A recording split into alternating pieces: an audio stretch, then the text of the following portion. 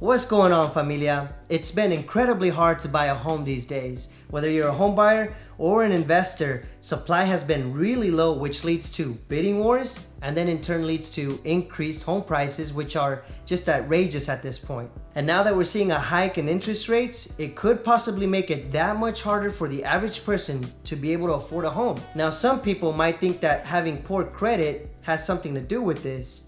And although that's definitely a factor, I don't think it actually captures the whole picture as to why someone can't afford a home right now. So you can sit there and blame market conditions or your poor credit as to why you can't buy a property, or you can hear me out because I am willing to argue that there is one metric that you don't know about that is the main culprit as to why you can't afford a property. In fact, market conditions can be great.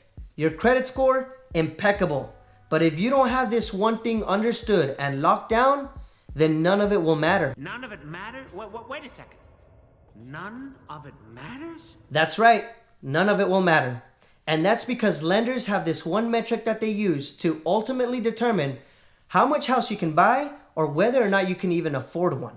And that metric is called your debt to income ratio. Now, obviously, I'm speaking under the context of being able to acquire a property using financing. So for any of you that are watching that are just paying cash, you can go on, get out of here. You can skip this video. But for everyone else, your debt to income ratio is basically taking all of your debts and adding the estimated mortgage payment of the future house that you're going to want to buy, and then dividing it by your gross monthly income.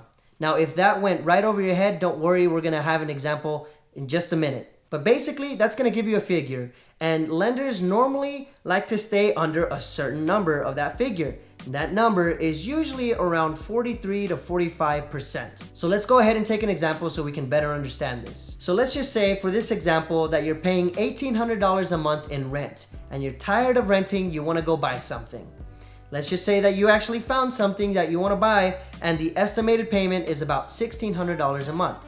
Well, that would be great. That's $200 less than what you're paying in rent right now. All right, so now we got to figure out how much you make and what your debts are. So let's just say that for this example, you make the median household income for the United States, which is $70,000. And when you divide that by 12, you get about $5,833. So let's go ahead and put that as your income, and then let's talk about your debts. All right, so for your debts, let's just go ahead and say that you pay $200 a month on your credit card for a vacation and maybe new furniture that you bought. And then let's just say that you have student loans, which you pay $400 a month on. Let's also say that you have a new car that you pay $600 a month for. And then let's go ahead and take that estimated monthly payment for the new house that you're gonna want. That's gonna be $1,600. When you add all that up, you end up with $2,800. To figure out your debt to income ratio, all you gotta do now is take that $2,800 of debt that you're gonna have in total, divided by your monthly gross income, which we established as $5,833. When you divide that, you're gonna get 0.48 or 48%. Now let's go back to that lender standard between 43 to 45%. Anything over, you're not gonna be able to afford, man. Too bad, so sad. Or as I like to say it, hey las pindacas. Because really, how can you not be able to afford a $1,600 monthly payment when you're already paying $1,800 a month in rent? You're paying $200 more, and yet the lender is telling you you can't afford it. Why is that? It's because you haven't pressed the like button yet. But in all seriousness, I believe it's because when you're filling out a tenant application to rent something, they're not going to be looking at you under a microscope financially as a lender would. A lender would has that right because they're going to be loaning you a ton of money, and they want to make sure that you're going to make good on that loan, that you're going to be able to pay it back. So for a tenant, the standard is usually background check, a good credit score, and sometimes, I've been asked when I was a tenant to be able to make 3 times as much as the rent rate. But that's about it. Now, when you're going to apply for a $250,000 loan, which is the average now for a house is at least $250,000, they're going to want to make sure you make good on that money.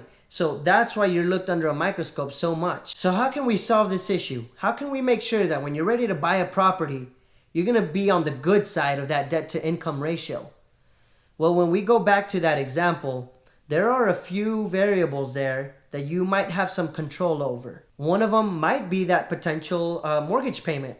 You know, in the example, we had it as $1,600, but there's nuance to that, right? What if you negotiated on the price and that affected your monthly payment to go a little lower? That could be one of the ways that you have control over that.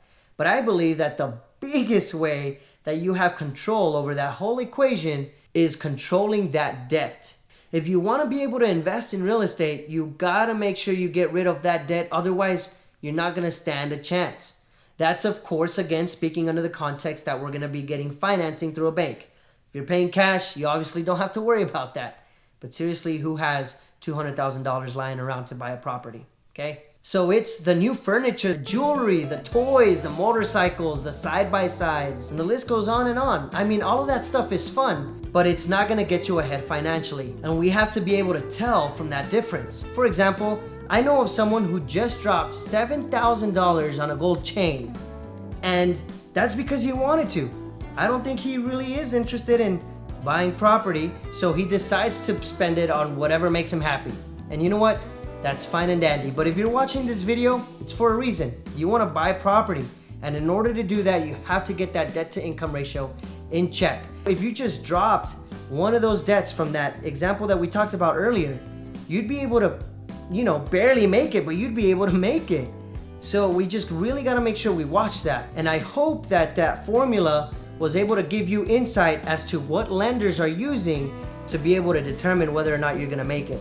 So that way you don't have to call up a ton of lenders and figure out whether you're gonna make it or not. You can kind of do the math on your own already and figure out, hey, you know what? I need to work on this. Or, hey, you know what? I'm ready. Let's go ahead and get this done. Take all of those debts that you got, add that future estimated monthly payment, and divide it by your gross monthly income. And you got it, dude. Thanks so much for watching. We'll see you guys in the next one.